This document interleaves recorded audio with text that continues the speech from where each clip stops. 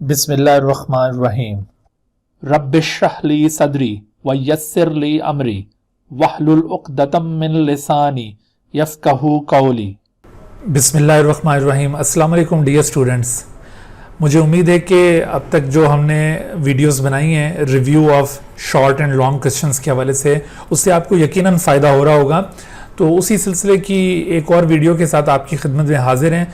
आज हम चैप्टर 3 को यानी एंजाइम को रिव्यू करेंगे और उसमें से देखेंगे कि फेडरल बोर्ड के जो इस साल के रिड्यूस सिलेबस के मुताबिक शॉर्ट और लॉन्ग क्वेश्चंस कौन कौन से हैं जो यहाँ से एक्सपेक्टेड हैं।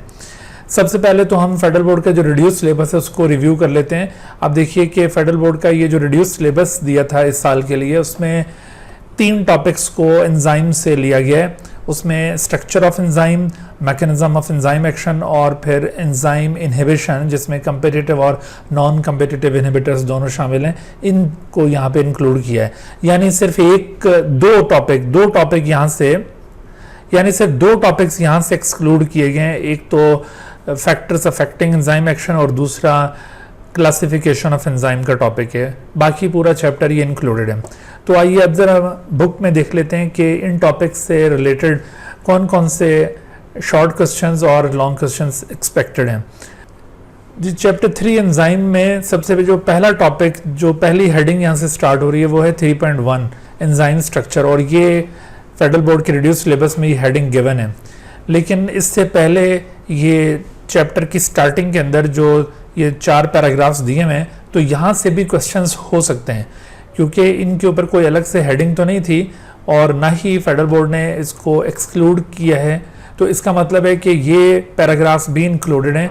तो बाज़ बच्चे समझ रहे हैं शायद कि एंजाइम स्ट्रक्चर से ऑनवर्ड ही हमने पढ़ना है और ये पैराग्राफ्स हमने कवर नहीं करने। तो ऐसा हरगिज़ नहीं है बच्चों, आपने ये भी कवर करना है और इसमें से भी बड़े अहम शॉर्ट क्वेश्चंस अराइज होते हैं।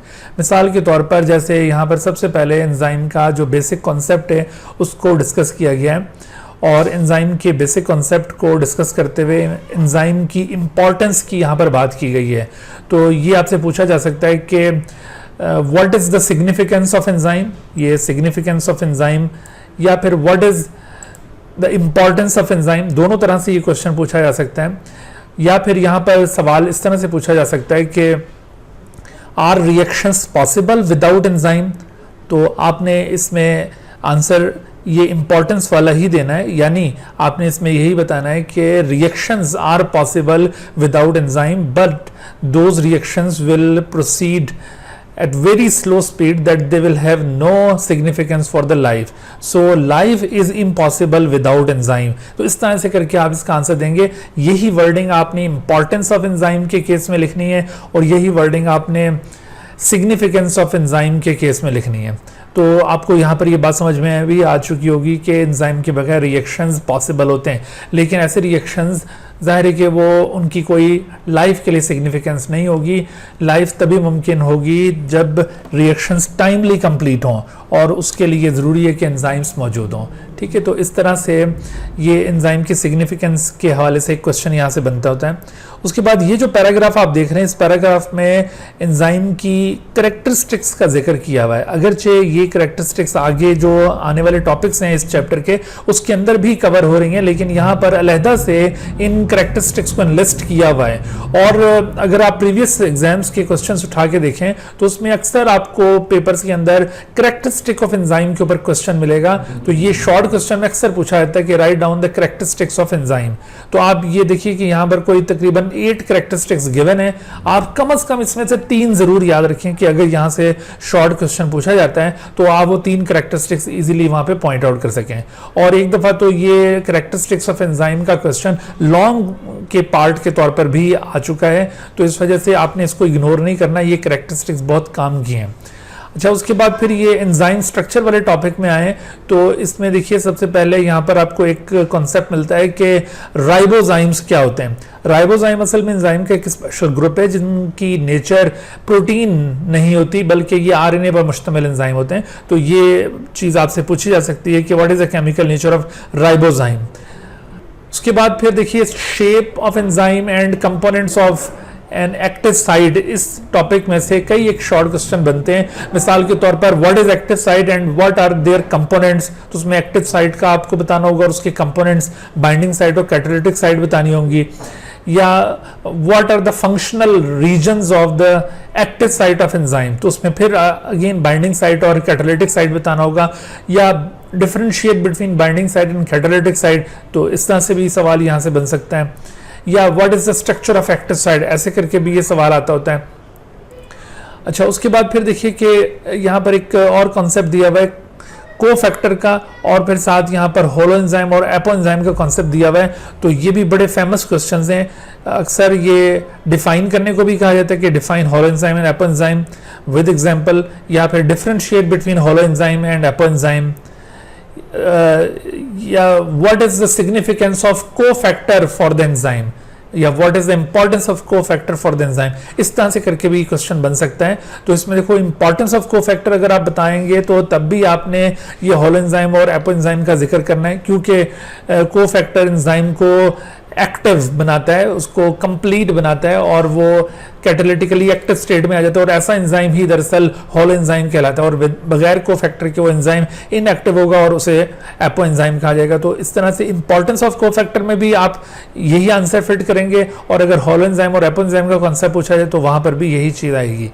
अच्छा, उसके बाद फिर आगे बढ़ते हैं, तो यहाँ पर एग्जाम्पल कोड की हुई है पेप्सिन और पेप्सिनोजेन की, जिसके जरिए एपो एंजाइम और होलो एंजाइम के कॉन्सेप्ट को वाज़े किया हुआ है। तो अगर आपसे यहाँ पर एग्जाम्पल पूछी जाए तो उसमें आपने ये पेप्सिन और पेप्सिनोजेन की एग्जाम्पल ही कोड करनी है। यहाँ पर एक और बात भी समझ में आती है कि क्या एक होलो एंजाइम लाजमी तौर पर प्रोटीन और नॉन प्रोटीन पार्ट पर मुश्तमिल होता है, तो ऐसा हरगिज नहीं है। Some time holoenzyme consist of only protein part, जैसा कि ये पेप्सिन के केस में है, तो यहाँ पर किसी को फैक्टर की जरूरत नहीं है, लेकिन इसके बावजूद जब ये पेप्सिन इनएक्टिव स्टेट में होता है तो एपो एंजाइम बन जाता है पेप्सिनोजेन के फॉर्म में, और जब ये पेप्सिन की शक्ल में आएगा तो ये होलो एंजाइम बन जाएगा। तो यहाँ पर स्ट्रेटजी थोड़ी सी डिफरेंट है। आप ये सारी बात को समझने के लिए यूट्यूब के ऊपर मेरे लेक्चर मौजूद हैं इन टॉपिक्स के ऊपर, आप उसको वॉच कर सकते हैं। अच्छा, उसके बाद टाइप ऑफ फैक्टर्स में से को फैक्टर्स में से शॉर्ट क्वेश्चन बनते हैं, जैसे को फैक्टर्स की डिफरेंट टाइप्स हैं। उसमें मिसाल के तौर पर एक इनऑर्गेनिक को फैक्टर होते हैं, एक ऑर्गेनिक को फैक्टर होते हैं। तो इनऑर्गेनिक को फैक्टर क्या है और उनकी कोई एग्जांपल, तो उसमें देखो एक्टिवेटर इनऑर्गेनिक को फैक्टर है और उनकी एग्जांपल कोड की हुई है। इसी तरह से ऑर्गेनिक को फैक्टर्स की कौन कौन सी टाइप्स हैं, तो उसमें प्रोस्थेटिक ग्रुप और कोएंजाइम आप याद रखिए। यहाँ पर डिफरेंस के क्वेश्चन भी बनते हैं कि differentiate between coenzyme and prosthetic group, और ये जितने भी एग्जांपल्स दी हुई हैं यहाँ पर इनको जरूर याद रखिए कि ये एमसीक्यूज में ये चीजें पूछी जा सकती हैं। उसके बाद फिर एक बहुत ही अहम टॉपिक यहाँ से स्टार्ट होता है, mechanism of enzyme action. Long questions के हवाले से ये टॉपिक बहुत ही अहम है और इसमें से शॉर्ट क्वेश्चन भी पूछे जा सकते हैं। मिसाल के तौर पर आपसे ये पूछा जाए कि how many steps are involve in the catalysis of reaction by the enzyme. तो देखो, जब एंजाइम किसी भी रिएक्शन को कैटालाइज करता है तो ये 3 स्टेप्स यहाँ पर आपको नजर आएंगे। पहले स्टेप के अंदर एंजाइम सबस्ट्रेट कॉम्प्लेक्स की फॉर्मेशन होती है, दूसरे स्टेप के अंदर enzyme substrate product enzyme substrate complex enzyme product complex में चेंज होता है, और तीसरे स्टेप के अंदर फिर dissociation of enzyme product complex है। तो इस तरह से ये 3 स्टेप्स जरूर आपने याद रखने हैं। अच्छा, उसके बाद फिर देखिए इस मैकेनिज्म ऑफ एंजाइम एक्शन के अंदर मॉडल्स एक्सप्लेन किए हैं जो एंजाइम एक्शन को एक्सप्लेन करते हैं। उनमें 2 मॉडल्स हैं, एक लॉक एंड की मॉडल और दूसरा इंड्यूस फिट मॉडल। तो इसमें देखिए लॉक एंड की मॉडल और इंड्यूस फिट मॉडल के दरमियान डिफरेंस का क्वेश्चन ये अक्सर एग्जाम्स में शॉर्ट क्वेश्चन के तौर पर पूछा जाता है। इसी तरह से यहाँ पर ये 2 टर्म्स यूज हो रही हैं, एक रेगुलेटरी एंजाइम और दूसरे नॉन रेगुलेटरी एंजाइम। तो आपने इन दोनों के दरमियान भी डिफरेंस याद रखना है। एब्सोल्यूट स्पेसिफिसिटी ऑफ एंजाइम से क्या मुराद है और इसकी कोई एग्जांपल कोड करने को कहा जा सकता है, ये भी एक शॉर्ट क्वेश्चन बनता है, इसको जरूर आप याद रखिए। अच्छा, उसके बाद फिर जैसे मैंने आपको बताया कि ये लॉन्ग क्वेश्चन के लिए बड़ा अहम टॉपिक है, तो आपने ये डायग्राम समेत इसको अच्छी तरह से प्रिपेयर करना है। अच्छा, उसके बाद फिर ये एनर्जी ऑफ एक्टिवेशन का टॉपिक अलग से उसमें एक्सक्लूड नहीं किया हुआ, इसलिए आपको ये ज़रूर प्रिपेयर करना है, क्योंकि 3.2 का जो टॉपिक था मैकेनिज्म ऑफ एंजाइम एक्शन वो शामिल है, तो उसके साथ साथ उसके जितने भी सब टॉपिक्स होंगे वो सारे इंक्लूडेड होंगे।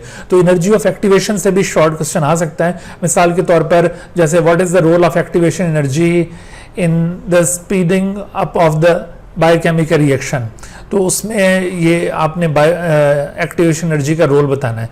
या फिर यहाँ से एक सवाल यूँ भी बनता होता है कि differentiate the concept of differentiate the mechanism of activation energy and the mechanism of enzyme action, दोनों के मैकेनिज्म में बुनियादी फर्क क्या है। तो याद रखो कि जो एक्टिवेशन एनर्जी होती है ना, ये रिएक्टिंग मॉलिक्यूल्स की रैंडम कोलिजन को बढ़ाती है और इस तरह से रेट ऑफ रिएक्शन इंक्रीज हो जाता है। लेकिन एंजाइम रैंडम कोलिजन को बढ़ाने के बजाय वो एक एक्टिव साइट की शक्ल में एक प्रिसाइज ओरिएंटेशन प्रोवाइड करता है सबस्ट्रेट को, ताकि वो इजीली रिएक्ट कर सकें। तो ये इस तरह से इनके दरमियान डिफरेंस पूछा जा सकता है।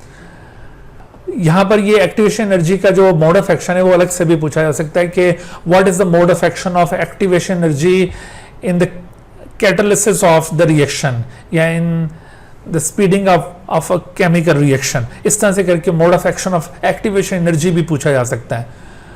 तो उसमें आपने ये जो मैकेनिज्म यहाँ पे पॉइंट आउट किया हुआ है कि किस तरह से एक्टिवेशन एनर्जी एक सबस्ट्रेट को पहले एक्टिव स्टेट में लेकर आती है और उसके बाद फिर जब वो स्टेट में आ जाता है कि वो दूसरे सबस्ट्रेट के साथ रिएक्ट कर सके, तो फिर उनके दरमियान एक कॉम्प्लेक्स की फॉर्मेशन होती है और उसके बाद फिर अल्टीमेटली प्रोडक्ट बनती है। तो आपने ये मैकेनिज्म ऑफ एक्टिवेशन एनर्जी याद रखना है।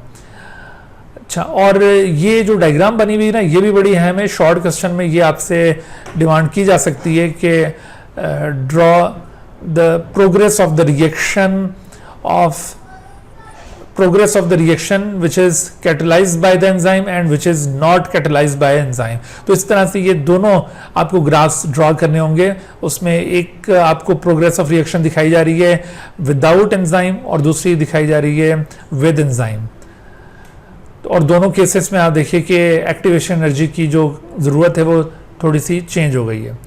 यहाँ पर एक और भी कॉन्सेप्ट उभरता होता है जब ये एक्टिवेशन एनर्जी का कॉन्सेप्ट डिस्कस किया जा रहा हो, तो उसमें आमतौर पर ये कहा जाता है कि वो क्वेश्चन इस तरह से कि is enzyme a substitute of activation energy. तो आपने याद रखना है कि enzyme is not the substitute of activation energy, enzyme just lower the need of activation energy, but enzyme can not be the substitute of activation energy. तो ये सवाल भी यहाँ से बन सकता है, तो इसको भी आप ध्यान में रखें। अच्छा, उसके बाद फिर ये factors affecting the rate of reaction, इसको हम स्किप कर देंगे, ये इस साल के फेडरल बोर्ड के सिलेबस में एक्सक्लूडेड है। उसके बाद एंजाइम इनहिबिशन के टॉपिक में आ जाइए। तो इसमें से जो शॉर्ट क्वेश्चंस बनते हैं, याद रखिए कि ये लॉन्ग क्वेश्चन के लिए भी ये टॉपिक अहम है। एंजाइम इनहिबिशन के ऊपर एक लॉन्ग क्वेश्चन भी बनाया जा सकता है। और अगर शॉर्ट क्वेश्चन इसमें से आए तो उनमें से देखिए, जैसे ये जो टाइप्स ऑफ इनहिबिटर्स यहाँ पर दिए हैं, कम्पिटिटिव और नॉन कम्पिटिटिव, इनके दरमियान डिफरेंस का क्वेश्चन आ सकता है।